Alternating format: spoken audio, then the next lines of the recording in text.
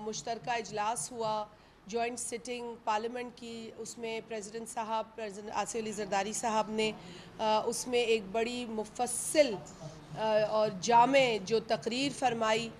उसमें पाकिस्तान की जो प्रायोरिटीज़ हैं उस पर उन्होंने बात की, और मैं समझती हूँ कि अगर उस तकरीर का मुआयना किया जाए या उस तकरीर को हुकूमत जो है वो एक मशवरा या तजवीज़ की तरह ले तो बहुत बेहतरी आ सकती है, क्योंकि बड़े अहम उसमें नुकात जो हैं वो सदर आसिफ अली ज़रदारी साहब ने उठाए हैं।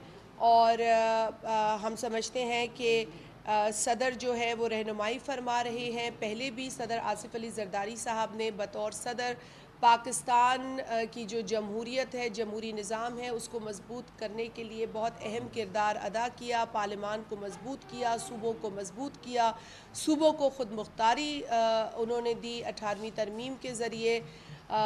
और जज हजरात के लिए भी मैं समझती हूँ कि बहुत काम किया सदर आसिफ अली ज़रदारी साहब ने। आइनी जो प्रोविज़न्स थी वो दी गई, और आज फिर सदर आसिफ अली ज़रदारी साहब सदर की कुर्सी पर हैं, और मैं समझती हूँ कि उनकी जो सियासी बसीरत है, जो उनका तजुर्बा है, उससे हुकूमत वक्त को फ़ायदा उठाना चाहिए। अब आ जाते हैं कि जी कल तक तो मैं आप ये सोच रही थी कि जब आपसे गुफ्तगू होगी तो हम नेशनल इकोनॉमिक काउंसिल पे बात करेंगे, जो कॉन्स्टिट्यूट नहीं हुई है, जो पाकिस्तान के आइन के आर्टिकल 156 के मुताबिक कॉन्स्टिट्यूट होनी चाहिए थी। लेकिन खुशखबरी ये है कि वो कल कॉन्स्टिट्यूट हो चुकी है और उसका ऐलान हो चुका है। ये बहुत अहम बॉडी है नेशनल इकोनॉमिक काउंसिल, जो कि आर्टिकल 156 में जिसका ज़िक्र है। और ये काउंसिल यूँ भी ज़रूरी है कि वो रिव्यू करती है इकोनॉमिक कंडीशन को, जो मुल्क के हैं, जो मुआशी कंडीशन है, मुआशी सूरत हाल है, उसके रिव्यू के बाद वो एडवाइस करती है वफाकी हुकूमत और सूबाई हुकूमतों को कि किस तरह से प्लान बनाया जाए, और एक ऐसा प्लान बनाया जाए जहाँ पर बराबरी की डेवलपमेंट पाकिस्तान के हर इलाके में नज़र आए। ये एक बहुत अहम बात है, और ये अहम नुक्ता इसलिए अहम है कि आज हम देख रहे हैं कि डिस्पैरिटी है, इनइक्वालिटी है। इस डिस्पैरिटी को, इस इनइक्वालिटी को इम्प्रूव करने के लिए इस काउंसिल का काम करना बहुत ज़रूरी है, और इसका मुतवातर आइन के मुताबिक जो इसकी ज़िम्मेदारी है उस पर फोकस करना ज़रूरी है। ये काउंसिल होती है तो एक्निक तश्कील दी जा सकती है, क्योंकि एक्निक इन्हीं की एग्जीक्यूटिव कमेटी है। जब एनईसी नहीं होगी, एक्निक नहीं होगी, तो मुआशी प्लान्स कैसे बनेंगे, एक सिमत कैसे मिलेगी। तो शुक्र है कि ये कल कॉन्स्टिट्यूट हुई है, अच्छी बात है।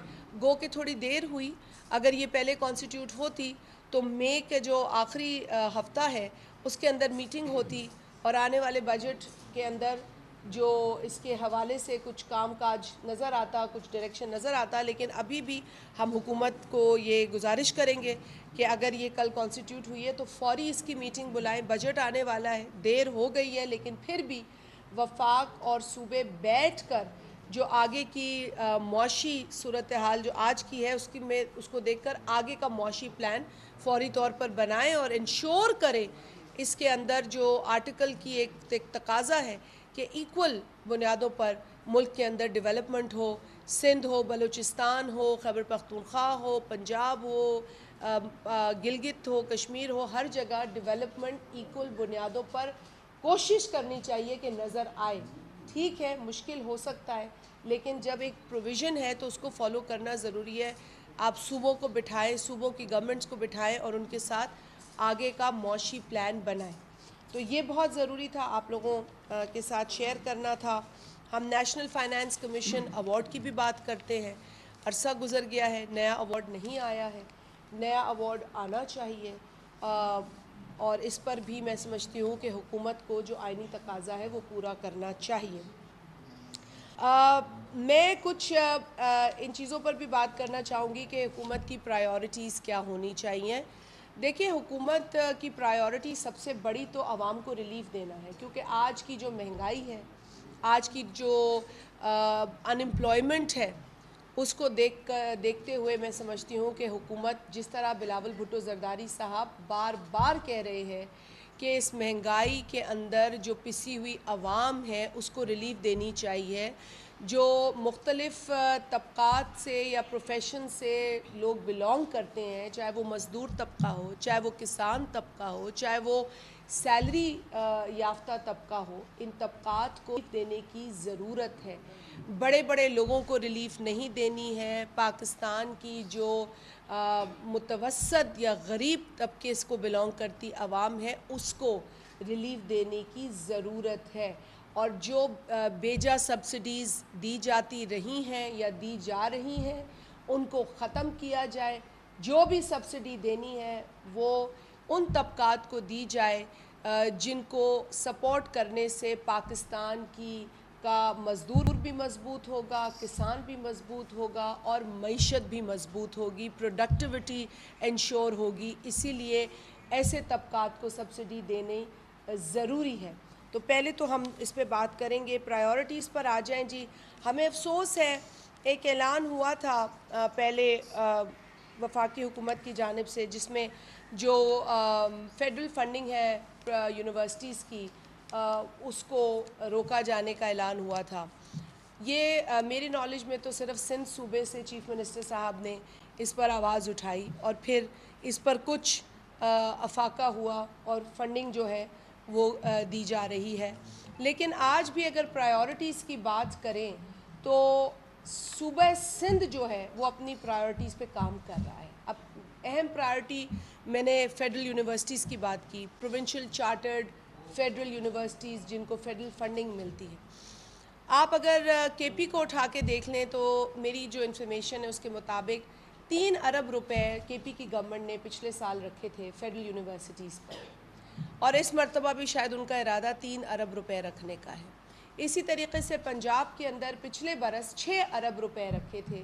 اب ان کی کوئی نئی فگر آئے تو آئے، لیکن میرے پاس سندھ کی فگر ہے کہ پچھلے برس 22 ارب روپے سندھ حکومت نے یونیورسٹیز کی فنڈنگ کے لیے رکھے تھے، جو کہ اب سندھ حکومت 30 ارب کرنے جا رہی ہے. تو یہ ہوتا ہے پرائیورٹیز کے اوپر کام کرنا، صرف ذکر کرنا نہیں. تو اس لیے میں آپ سے یہ گزارش کرنا چاہ رہی تھی آپ کے توسط سے کہ وفاقی حکومت کو بھی اس سمت میں کام کرنا چاہیے، یونیورسٹیز کو سپورٹ کرنا چاہیے اور صوبوں کو بھی اپنے جو صوبے کے اندر یونیورسٹیز ہیں اس کی جو ہے وہ ایلوکیشن ہے اس پر اس کو بہتر کرنے کی ضرورت ہے. بہت اہم ایشو ہے جی جو ہمیں بہت زیادہ تنگ کر رہا ہے. لوگ اذیت میں ہیں، لوگ تکلیف میں مبتلا ہیں. گرمی ہے، گرمی کی شدت ہے، گرمی کا پارہ بہت ہائی ہے اور حالت یہ ہے کہ بجلی نہیں ہے. لوڈ شیڈنگ یوں تو پورے پاکستان سے آوازیں اٹھ رہی ہیں، ہمیں تو لاہور شہر سے بھی آوازیں اٹھ رہی ہیں کہ وہاں بھی بجلی نہیں ہے. لیکن چونکہ میں سندھ سے الیکٹڈ ہوں، سندھ صوبے کی میں بات ضرور کروں گی جہاں میں رہتی بھی ہوں. میرا تجربہ ہے کہ وہاں بجلی نہیں ہے. پورے سندھ کے اندر 20 گھنٹے کی لوڈ شیڈنگ ہے.